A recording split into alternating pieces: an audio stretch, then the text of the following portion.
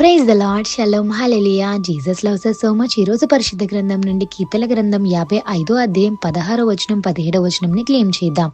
అయితే నేను దేవునికి మొరపెట్టుకుందును, యెహోవా నన్ను రక్షించును. ఆమేన్.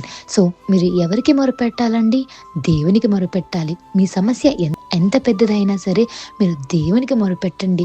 ఆ సమస్య నుంచి దేవుడే మిమ్మల్ని రక్షిస్తారు. మనుషుల దగ్గర మొరపెట్టడం వల్ల మనుషులు మిమ్మల్ని రక్షించారండి. మనుషులు మిమ్మల్ని ఆ ప్రాబ్లం నుంచి సాల్వ్ చేయడమో ఆర్ ఆ ప్రాబ్లం నుంచి బయటికి తీసుకురావడమో జరగదండి.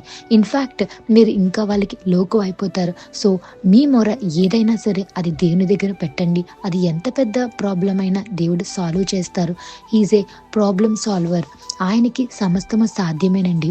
మరి 17వ వచనం, సాయంకాలమున ఉదయమున మధ్యాహ్నమున నేను ధ్యానించుచు మొరపెట్టుకుందును, ఆయన నా ప్రార్థన ఆలకించును. Praise God. చూసారు కదా. సో ఈవినింగ్, మార్నింగ్, నూన్ మీరు ఎవరికి మొరపెట్టాలి? మీ వాయిస్ ఎవరికి వినిపించాలి అంటే యేసయ్యకి వినిపించాలి. మీరు ప్రార్థన చేస్తున్నప్పుడు మరి మూలుగులతో ప్రార్థన చేస్తున్నారా, కన్నీటితో ప్రార్థన చేస్తున్నారా, ప్రార్థన చేయడానికి ప్రార్థన కూడా రావట్లేదు, నాకు అంత దుఃఖం ఉంది అని అనుకుంటున్నారా? అయితే దేవుడు మీ ప్రార్థన ఆలకిస్తున్నారు. మీ మౌనాన్ని దేవుడు చూస్తున్నారు.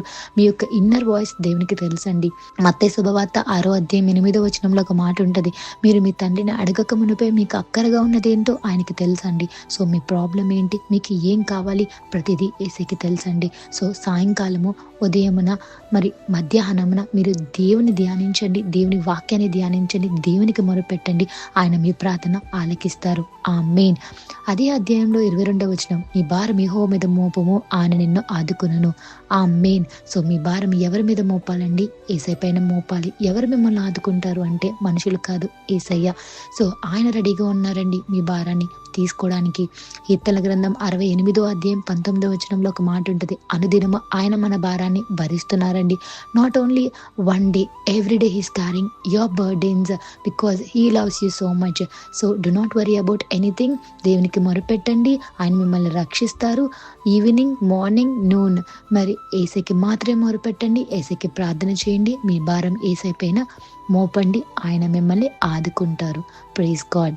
దేవుని నామానికి మహిమ చెల్లును కాక. ఈ వాగ్దానాలు మీరు ఈరోజు చదివి మిమ్మల్ని మీరు ధైర్యపరచుకొని మీ డేని స్టార్ట్ చేయండి. Have a blessed day in Christ Jesus. Jesus loves us so much. Amen.